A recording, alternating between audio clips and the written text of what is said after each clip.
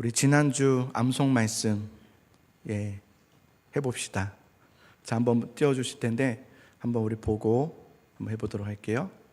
자, 먼저 한번 읽어보겠습니다. 시작. 이르되 내가 모태에서 아잇몸으로 나와 싸운즉 또한 아잇몸이 그리로 돌아가올지라.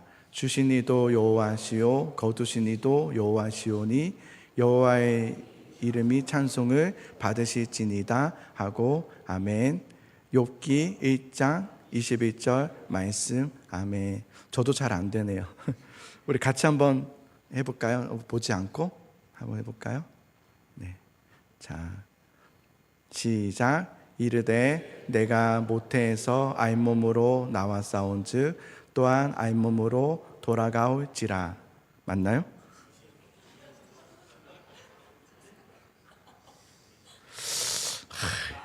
단임부터 안 되니 뭐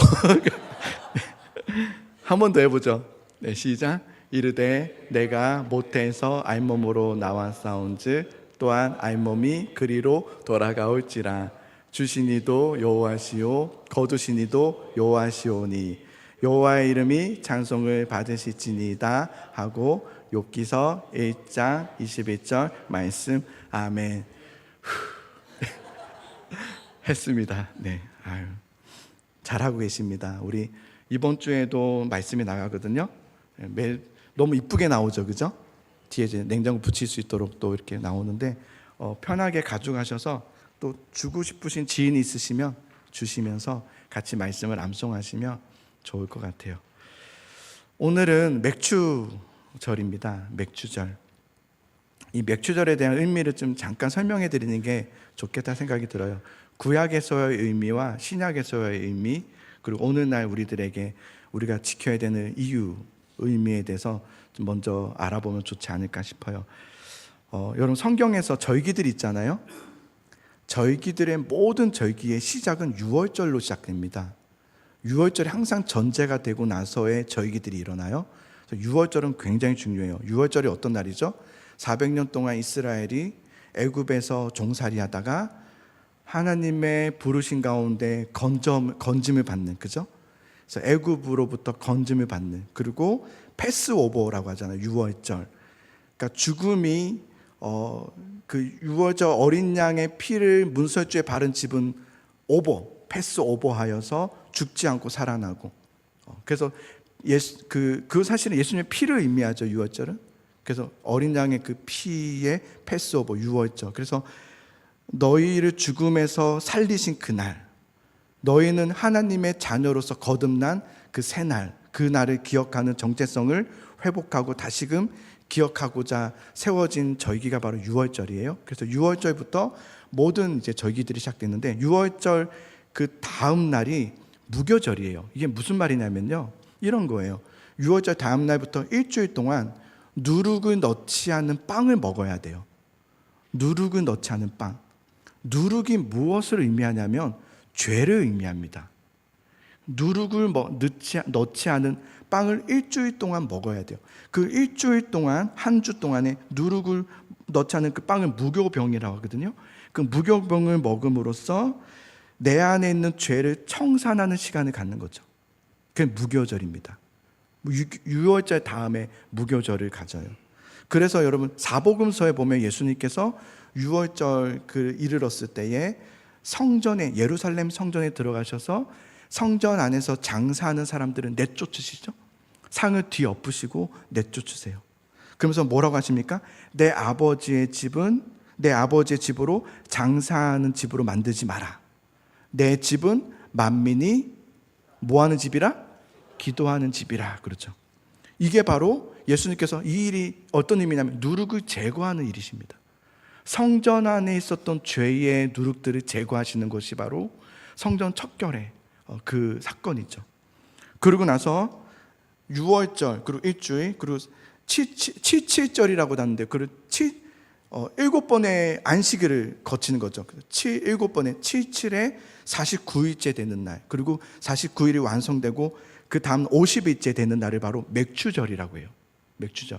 그래서 헬라어로 오순절이라고 하는데요, 50의 날이다라고 해서 오순절이에요.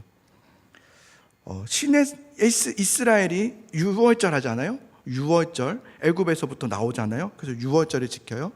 그러고 나서 이 기간을 다 지킨 다음에 시내산에서 무엇을 받냐면 율법을 받습니다. 이스라엘이 광야 시내산에 율법을 받아요. 그럼을 통해서 그 공동체를 신약 시대의 사람들은 뭐라고 불렀냐면 이스라엘을 광야교회라고 불렀습니다. 그러니까 율법을 받음으로 그 공동체는 교회가 된 거예요. 광야교회. 그리고 신약으로 이렇게 넘어가서는요, 이 맥주절, 오순절 날에 무엇이 임하게 되죠? 오순절 성령의 임재, 그죠? 마가의 사도행전 2장이죠. 마가의 다락방에 예수님의 문도 제자들 120명이 모여서 함께 기도하고 그곳에 약속된 성령이 임하게 되죠. 그 성령이 임함으로 그곳이 바로 초대교회의 시작이 됩니다. 그래서 교회의 시작이 됐죠. 자, 광야교회는 율법을 받음으로, 신약에서는 성령을 받음으로 교회가 시작되는 두 기둥을 보여주죠. 그래서 여러분, 교회의 두 기둥이 있어요. 교회의 두 기둥이 뭐냐면 바로 말씀과 성령입니다. 말씀과 성령. 말씀이 원리가 되고 기준이 되고 성령께서 역사하시는 곳이 바로 교회예요. 이 말이 뭐냐면 교회라는 곳은 사람의 경험과 사람의 노력과 사람의 어떤 회의로, 사람의 지식으로 이루어지거나 세워지는 곳이 아니라, 교회는 하나님 앞에 엎드림으로 말씀과 성령에 따라서 시작되고 또 그 안에서 누룩이 제거되며 주님 앞에 우리는 죄인임을 고백하는 데서부터 교회는 시작된다는 것을 우리는 기억하고 있어야 돼요. 자, 오늘 우리가 읽은 이 맥주절, 그리고 이제 우리가 리처치 시작하잖아요. 딱 타이밍이 정확하게 맞죠. 우리가 읽은 오늘 말씀이 예수님과 베드로의 만남의 이야기가 나와요. 그런데 여러분 많은 분들이 오해하시는 것이 뭐냐면, 이 누가복음의 5장에서 네가 사람 낳는 어부가 되리라고 했던 그 예수님과의 만남, 베드로의 이 만남을 베드로와 예수님의 첫 만남이라고 생각하는 분들이 많더라고요. 부르심이 처음이라고 생각해요. 아닙니다. 이때는 세 번째입니다. 예수님 만난 세 번째고, 이미 요한복음 1장과 마태복음 4장에서는 이미 부르심을 이미 받은 상태였습니다. 이건 여러분이 기억하고 있어야 돼요. 이미 우리 아시죠? 베드로의 장모가 중한 열병에 걸렸을 때 예수님께서 그 베드로의 장모를 고치시잖아요. 그러니까 그 앞전의 이야기입니다. 그러니까 이미 베드로와 예수님은 안면이 있어요. 이미 부르심을 받은 상태였어요. 제자로서. 그런데 예수님이 베드로를 다시 찾아오셨어요. 지금 베드로가 오늘 이 말씀에 어디에 있습니까? 갈릴리 호숫가에서 뭘 하고 있죠? 아니, 제자를 부르심 받았는데 그는 지금 다시 갈릴리로 가서 호숫가에서 그물을 던졌다가 이제 그물을 씻고 있는 장면이 오늘 나오게 되는 것을 보게 되죠. 예수님이 그리고 많은 사람들이 예수님을 따랐을 때 예수님이 누구의 배 위에서 말씀을 전하게 됩니까? 시몬 베드로의 배 위에서 그 말씀을 전했다고 되어 있어요. 처음 본 사람의 배 위에 올라갈 수는 없어요. 그죠? 이미 안면이 있기 때문에 가능했던 것 같아요. 그래서 그 배 위에 올라가서 말씀을 전하고, 이미 베드로와 예수님은 이 아는 사이였고, 거기서 이제 그 배 위에서 말씀을 전하시는 거죠. 이미 베드로는 예수님께 부르심 받았던 사람이다. 이미 이 만남은 세 번째라는 거 기억하십시오. 베드로는 그때 예수님을 따라 나섰다고 되어 있어요. 요한복음과 마태복음에. 그런데 베드로는 지금 다시 갈릴리 호숫가에서 그물을 내리며 고기를 잡고 있는 모습으로 등장하게 됩니다. 이미 부르심을 받았지만 베드로는 아직 예수님을 온전히 따르지 않고 있는 상태.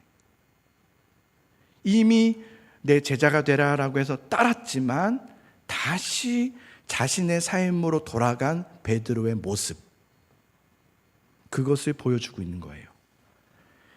베드로는 마침 예수님 오시기 전날 밤이 새도록 그물을 던져서 물고기를 잡으려고 했지만 한 마리도 잡지 못합니다. 한 마리도. 그렇게 텅 빈 그물을 씻고 있는 베드로의 그 모습, 그때 베드로의 마음이 어땠을까 한번 생각해 본 적 있으세요? 예수님의 부르심을 받았지만 예수님의 부르심대로 따르지 않았어요. 그러니까 내가 내 인생을 살아야 돼라는 마음으로 살았던 것 같아요. 그러나 그의 그물은 비어 있는 거예요. 힘이 빠지고 그물이 비어 있는 걸 볼 때 낙심이 되고, 낙심이 크면요 무력감이 밀려옵니다. 그래서 어떤 생각을 하게까지 되냐면, 나는 아닌가? 나는 이 일을 맡으면 안 되는 사람이었나? 나는 이 일과 맞지 않은가? 혹시 내가 있으면 안 되는 자리인데 있었던 것은 아닌가? 나 잘하지도 못하는데 하고 있는 것은 아닌가라는 무력감에 빠지죠. 여러분은 이 괴로움을 경험해 보셨습니까? 내가 맞다고 하는 내 길로 왔음에도 불구하고 안 됐대. 머리로는 하나님을 따른다는 건 이해하지만 실제적인 내 삶에서는 주님을 따름이 안 되고, 그냥 여전히 예수님 믿기 전이나 믿고 난 후나 크게 다르지 않는 삶을 살아가지만 안 되는 거예요. 그물은 계속해서 비어 있고, 내 길로 좀 내가 선택해서 왔다면 좀 돼야지 내가 좀 할 말이 있을 텐데 되지를 않을 때, 그때 그 스트레스는요 극에 달하게 되죠. 허탈감, 낙심, 그것도 숨기죠.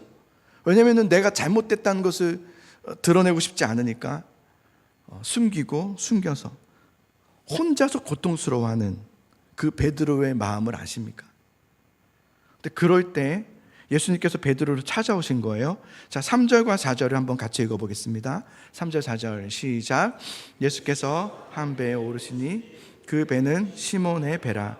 육지에서 조금 떼기를 청하시고 앉으사 배에서 무리를 가르치시더니 말씀을 마치시고 시몬에게 이르시되 그물을 내려 고기를 잡으라. 아멘. 자, 고개를 숙이고 있는 힘이 빠져서 베드로는 지금 굉장히 예수님을 따른다고 따라 나섰지만 다시 자신의 삶으로 그냥 돌아와서, 그냥 예전에 그냥 자신의 익숙한 그 삶의 자리로 그냥 다시 돌아와서, 그러나 텅 빈 그물을 싣고 있는 베드로에게 와서 하시는 말씀이, 베드로야 깊은 데로 가서 그물을 내려 고기를 잡으라, 이렇게 말씀하시는 거예요. 이미 베드로는 밤새도록 그물을 던졌지만 한 마리도 잡지 못한 상태였습니다. 그런데도 예수님은 다시, 지금 막 돌아와서 그물을 다 정리했는데 다시 깊은 데로 가서 그물을 내려 고기를 잡으라는 거예요. 예수님께서 가라고 하셨던 깊은 데라는 곳은 어떤 곳일까? 물론 물고기가 깊은 데 있겠죠. 그런 의미가 아니죠. 이미 그 깊은 데는 베드로가 다 던져봤던 장소예요. 베드로는, 제가 사실은 이 단어가 계속 생각이 안 나는데요, 더 적절한 단어가 생각이 안 나는데, 갈릴리오서는 그 베드로의 나와바리예요. 다 알아요. 너무 죄송해요. 그 갈릴리는 어디가 스팟인지 알아요. 어디가 깊고 어디가 어떤 물고기가 있고 이 날씨와 바람에서는 어디를 가야 되는지를 베드로만큼 잘하는 사람이 없었을 거예요. 베드로의 집에 가봤거든요. 이스라엘 갔을 때 굉장히 크더라고요. 집이 회당 바로 앞에 있어요. 그게 무슨 말인지 아세요? 베드로가 부유했다는 거예요. 회당 앞에서는 제일 그 부유한 사람들이 사는 곳이었어요. 거기가 베드로의 집이었어요. 그러니까 업으로 굉장히 성공했던 사람, 성공한 사람이라는 것이죠. 그런데 다시 네가 그렇게 안 됐던 그곳에 가서 다 던져봤는데 납득이 안 되죠. 이미 다 해봤습니다. 그 시간과 장소에 최상의 곳으로 다 했는데도 안 된 그곳에 가서 그물을 다시 내리라고 하는 거예요. 그런데 베드로가 뭐라고 하냐면 그렇게 하겠다고 해요. 자, 5절을 보겠습니다. 5절 시작. 시몬이 대답하여 이르되 선생님, 우리들이 밤이 새도록 수고하였을 때 잡은 것이 없지만은 말씀에 의지하여 내가 그물을 내리리다 하고, 말씀에 의지하여, 이 말이 어떤 의미겠어요? 내가 해봤던 경험, 내가 내 이성적인 판단, 나의 어떤 기술, 나의 어떤 실력, 지식, 이 방법들을 의지함이 아니라 내가 주를 의지해서 내 이 텅 빈 그물을 내리겠습니다. 여러분, 이 텅 빈 그물을 내리겠다는 것은 뭐냐면 지금까지는 내 인생은 내가 살아야 된다고 생각했다는 거예요. 내 인생은 내가 살아야 하는 것이고 내 힘으로 살아야 돼라고 생각했던 것을 내려놓겠다는 거예요. 그리고 이제는 주님과 동행하는 삶을 살아가겠습니다 라는 고백을 하는 거예요. 여러분, 우리는 어느 길을 가야 나에게 더 좋을까? 내가 어떤 선택을 해야 내가 더 좀 좋은 길이 되는 걸까라고 우리는 늘 그걸 고민하고 그것을 묻는단 말입니다. 하나님 앞에. 하나님, 오른쪽입니까? 왼쪽입니까? 이번에 그것을 사인해야 됩니까? 말아야 됩니까? 계약할까요? 말까요? 내가 이번에 그 도전할까요? 말까요? 라는 것을 우리는 묻는단 말입니다. 그런데 사실은 여러분, 오른쪽이든 왼쪽이든 중요하진 않습니다. 중요한 건 뭐냐면 오른쪽도 아니고 왼쪽도 아니고 어느 길을 가든지 내가 주님의 말씀에 의지하여서, 즉 하나님과 동행하는 그 걸음으로 지금 걸어가고 있는 자가 더 중요한 거예요. 그게 깊은 데든 낮은 데든 오른쪽이든 왼쪽이든 상관없어요. 중요한 것은 내가 주의 말씀에 의지하여서, 이제 지금까지는 내 힘으로 살아야 된다고 생각했어요. 내가 노력해야 되고 그래야 내 그물에 채워질 거라 생각했단 말입니다. 그런데 그게 아니라, 어디에 그물을 던져야 되는 것이 아니라 주님과 함께하는 그 길, 그 길이 바로 가장 나에게 옳은 길이라는 것을 알게 됐다는 거예요. 베드로가 그 말을 하는 거예요. 그러면서 어떻게 합니까? 말만 그렇게 한 것이 아니라 직접 배를 띄워서 주님의 말씀대로 그물을 던지기 시작합니다. 믿음은 여러분 실천하는 거예요. 이론이 아닙니다. 교회를 오래 다니면 뭐가 쌓인지 아십니까? 믿음의 이론만 쌓입니다. 정작 근데 무슨 일이 닥쳤을 때 이겨낼 힘을 발휘하지 못해요. 머리로는 알겠는데 안 된다고 말해요. 목사님 안 된대요. 저 다 알아요. 제가 하는 말 다 알아들어요. 근데 못 알아들어요. 이론만 가지고 있는 거예요. 실천이 없는 거예요. 믿음으로 살아본 적이 없는 거예요. 믿음은 여러분 이론이 아닙니다. 믿음은 실천이에요. 실천이 쌓이는 거예요. 그게 단단한 믿음이 되고 근육이 되는 거예요.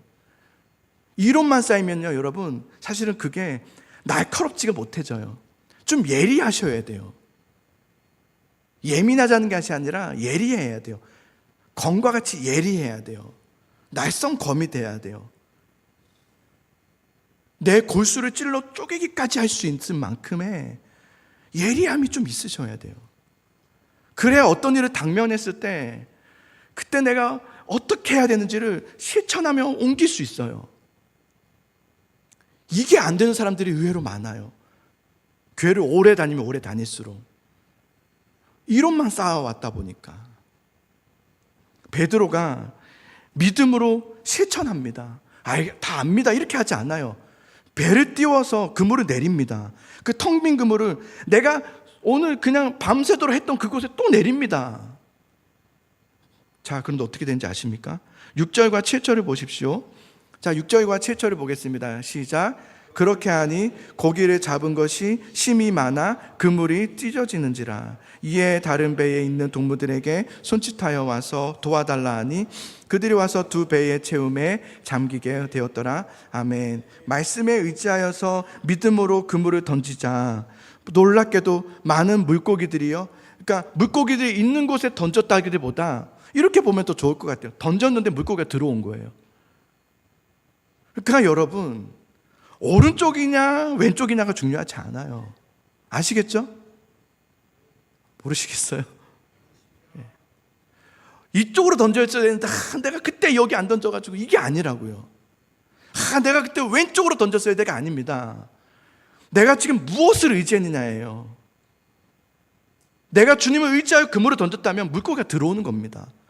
물고기가 들어오는데요, 감당할 수 없을 만큼 들어오니까 성경에 보면 그물이 찢어질 정도였다고 했어요. 그러니까 베드로가 안 되겠다.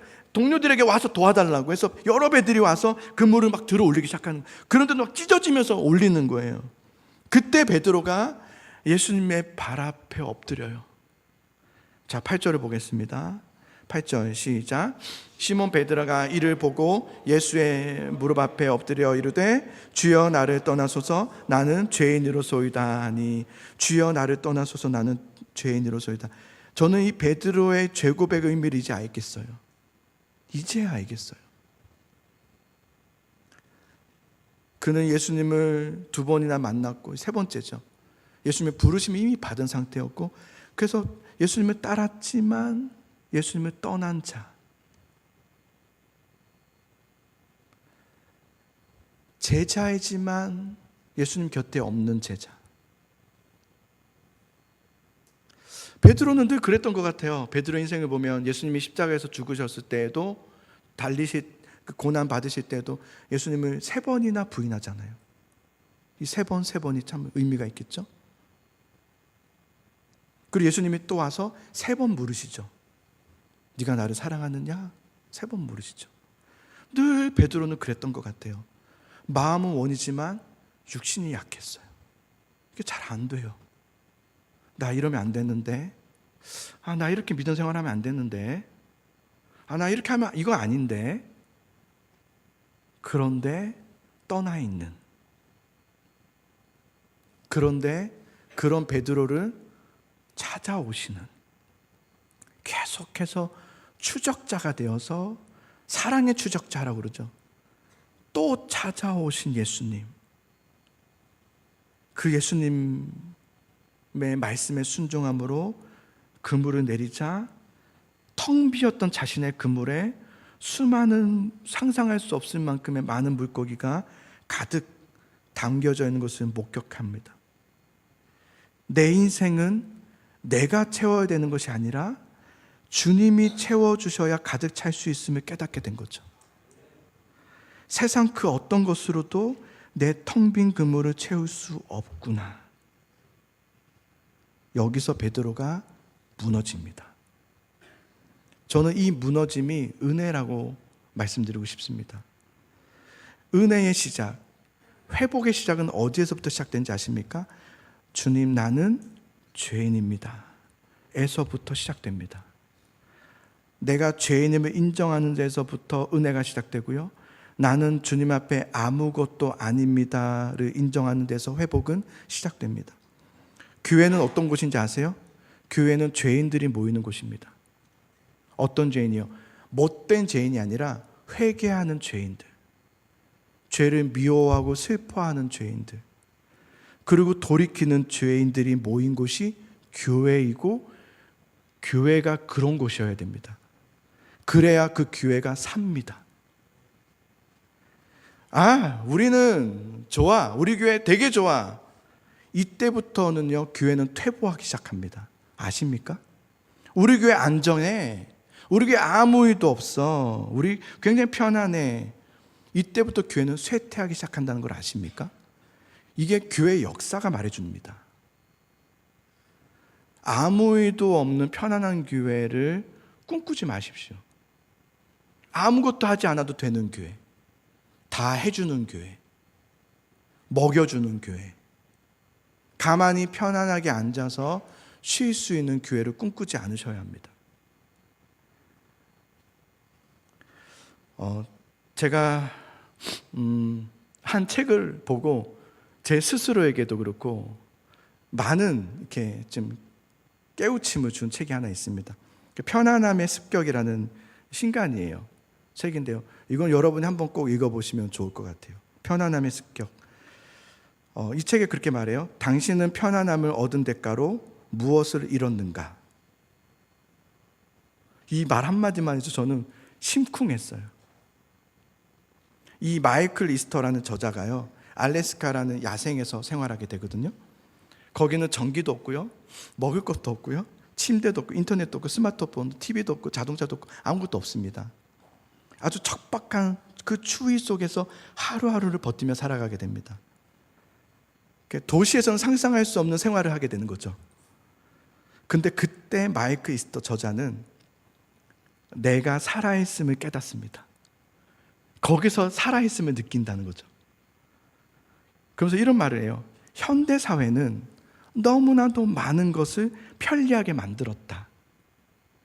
사람들은 점점 더 움직이지 않아도 되는 존재로 살아가고 있다. 집에선 대부분 앉아서 시간을 보내고 출퇴근도 엘리베이터와 자동차가 대신해 준다. 따분함과 걱정이 요동치는 일이 있다면 스마트폰이나 TV를 켜서 위안을 삼는다. 조금의 배고픔도 이렇게 불편함을 주지 않기 위해서 즉각 핸드폰을 열어 주문을 하여 음식을 받는다. 이런 일상생활 속에서의 편안함들이 오히려 우리의 몸과 마음을 서서히 병들게 한다. 되게 그러면서 저자가 이런 말을 해요. 책에서 우리가 이러한 삶에서 다시 회복력 있는 삶으로 돌아갈 수 있는 방법은 무엇일까? 그것은 뭐라고 얘기하냐면 불편함을 실천하라 그렇게 말해요. 불편하라 그래요. 고생해라. 아파라. 그래서 우스꽝의 얘기지만 이건 정말 예입니다. 찬물로 샤워하기, 엘리베이터 대신 계단 오르기, 유튜브나 넷플릭스 일정 시간 보지 않기, 산책하기, 땀 흘려 일하기, 뭐 이런 예를 들면 그런 것들을 얘기했어요. 그러면서 우리의 삶에 조금의 불편을 주는 행동을 일부러 선택하여 실천하라 이렇게 말하더라고요. 그 작은 불편함의 실천이 우리의 무기력함을 오히려 깨운대요. 그리고 다시금 활력 있는 삶으로 되돌리게 한대요. 그래서 불편함은 고통이 아니라 성장과 회복의 기회이다 이렇게 말하더라고요. 그래서 이런 말을 했어요. 진정한 평안함은 불편함을 제거하는 데서 오는 것이 아니라 불편함을 기꺼이 감수할 수 있는 능력에서 진정한 평안함을 얻는다. 되게 깊은 말이죠. 그런데 요즘 오늘날 여러분 우리 사회, 현대 사회 이렇게 돌아보면 불편함을 느낄 일이 거의 없어요. 그죠? 자동차 타고 오셨죠? 스마트폰, 뭐 에어컨 춥지 않아요? 아주 시원하죠. 편안한 그 소파, 컴퓨터, 배달 음식. 우리 삶에는 편안한 것이 너무나 많습니다. 그죠? 근데 여러분, 제가 이 책에서 되게 딱 이렇게 뭐 충격 하나 받은 말이 하나 있었어요. 뭐냐면 지금 우리가 누리고 있는 이 편안함들 있잖아요. 이게 우리 인류의 역사에서 고작 100년 채도 되지 않았대요. 굉장히 짧은 역사를 가지고 있다는 거예요. 이게 되게 충격이었어요. 물론 이분은 이제 기독교인이 아니니까 40억 년의 지구를 얘기했지만 성경적으로 그렇진 않지만 그러나 우리 안에 지금 누리고 있는 이 편안함, 수많은 이 편안한 것들이 고작 100년도 되지 않았다. 사실은 50년도 되지 않은 것들을 우리가 지금 누리고 있다는 거예요. 이전에, 그러면 그 전에 수많은 인류들은 어떻게 살았는가? 그들은 치열하게 살았다는 거예요. 배고픔 속에서 땅을 파며 살았고 땀 흘려 살았다는 거예요. 그들도 스트레스가 있었대요. 그들의 스트레스는 뭐였을까요? 오늘 하루 먹을 게 없는 거예요. 그 먹을 것을 위해 찾는 스트레스. 요즘의 스트레스는 뭘까요? 옆집보다 내가 가난한 스트레스. 저들이 나보다 더 좋은 차를 타는 것에 대한 스트레스. 더 이쁜 옷 입었네? 거기에 대한 스트레스. 이게 현대의 스트레스래요. 이게 우리를 더 아프게 한대요. 건강한 스트레스가 아니라는 거죠. 한국교회를 생각해 봤어요. 한국교회의 시작은 어떻게 시작된지 아세요? 박해와 극한의 어려움 속에서 한국교회는 시작했어요. 눈물이 있었고요. 헌신이 있었고요. 제가 들었는데요. 예배를 드리기 위해서 3시간은 눈길을 걸어서, 그때는 뭐 파카가 있습니까? 그런 것도 없어요. 추운 옷을 입고 쌀을 짊어지고 산을 넘어서 교회에 와서 예배를 드려야 되니까 그렇게 수요예배를 왔다는 거예요. 그런 야성이 한국교회를 세웠습니다. 여러분 아마 아시겠지만 한국교회를 세울 때 성도들이 벽돌을 날랐다면서요? 벽돌 나르신 분도 있으시죠? 예, 있으실 거예요. 그런데 언젠가부터인가 한국 교회는 뭘 따지는지 아십니까? 효율성, 성과, 편안함을 따집니다. 이제는 사명으로 시작했던 한국 교회가 사명이 없어졌습니다. 처음에 여러분 사명으로 시작합니다. 주를 위해 살리라 했다가 사명으로 하다 보니까 이제 사역이 필요하겠죠? 그래서 사역을 합니다. 나중에는 뭐가 문제냐면 사명을 대신해 버려요. 사명은 없어지고 사역만 남게 되죠. 그러면 그때부터 뭐가 되는지 아십니까? 유지하려고 합니다. 유지하려고. 그 다음에 어떻게 되는지 아십니까? 그 교회는 그렇게 사명은 없어지고 사역만 남고 사역을 유지하고자 하는 그런 교회가 되면 결국 그 교회는 박물관이 된다는 겁니다. 레더스 스윗 교수님이 교회가 망해가는 4단계를 얘기했어요. 4단계가 이렇습니다. 1단계는 사명이 있는 교회예요. 다 이렇게 사명으로 시작해요. 그런데 프로그램 중심의 교회가 되기 시작해요. 사명을 감당하려다 보니까 프로그램이 필요하죠. 그러다 보니까 사명을 잃어버리게 돼버리는 거예요. 이제 사람들은 계속 오죠. 이것도 유지해야 되겠죠. 유지에 급급한 교회가 돼버립니다. 그러면 어떻게 되는지 아세요? 그 다음부터는 그 교회는 박물관이 되어버립니다. 우리나라보다 훨씬 앞선 교회가 유럽 교회죠. 유럽 교회를 지금 보십시오. 우리는 유럽 교회를 보면서 지금 역사를 통해서 배워야 됩니다. 유럽 교회는 어떻게 되는지 아시죠? 들어보셨죠? 교회가 다 팔려서요. 사람이 없으니까 팔려서 지금 술집이 되었고, 이슬람이 사서 모스크로 바꿨고, 나이트클럽으로 바뀌고, 고장 몇 개 남아있는 것은 어르신들 한 3-4분 남아있는 게 전부다라고 얘기하잖아요. 이게 남 일이 아닙니다. 한국 교회, 우리 교회는 어떤가 또 생각해야 되겠죠. 예수님이 베드로를 오늘 찾아오셨는데 몇 번째 찾아오셨다고요? 3번째 찾아오셨다고요. 또 다시 찾아오신 거예요. 왜요? 물고기 많이 잡아주려고 찾아오신 게 아니죠? 베드로 변화시키려고, 그를 참 제자로 세우려고 찾아오셨잖아요. 근데 그날 베드로가 드디어 11절 마지막에 보면 모든 것을 버려두고 예수님을 따르기 시작합니다. 그리고 훗날 베드로가 빌립보 가이사랴에서 많은 사람들이 예수님 향해서 엘리야다, 요한이다 이렇게 할 때 베드로가 뭐라고 고백해요? 주는 그리스도시요 살아계신 하나님의 아들이십니다 라고 고백하죠. 그 고백에 예수님 뭐라 하십니까? 이 반석 위에 내 교회를 세우리니 음부의 권세가 이기지 못하리라. 그게 교회의 태동이 되죠. 그리고 예수님이 십자가에서 죽으시고 3일 뒤에 부활하시고, 그리고 40일 뒤에 승천하시죠. 그리고 며칠 있었을까? 거의 오순절 날이었으니까 한 10일 정도. 그날 오순절 그날에 성령이 임재함으로 교회가 시작되죠. 그게 바로 맥추절입니다. 이 맥추절은 교회를 다시 한번 점검해보고, 우리 교회는 성경적인 교회로 올바로 세워져 가고 있는가, 이거를 점검해봐야 되는 시간입니다. 교회는 어디서부터 시작됩니까? 나는 죄인입니다 에서부터 시작되는 겁니다. 회개에서부터 시작돼요. 나는 아무것도 아님에서부터 교회는 시작되는 거예요. 나의 모든 것을 버려두고 예수님을 따르면서 교회는 다시 새롭게 되어지는 거예요.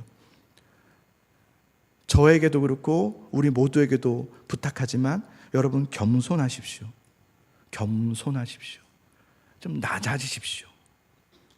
편안함을 멀리하시고 피하십시오. 본토 친척 아비집을 떠나 주께서 지시하는 땅으로 가십시오.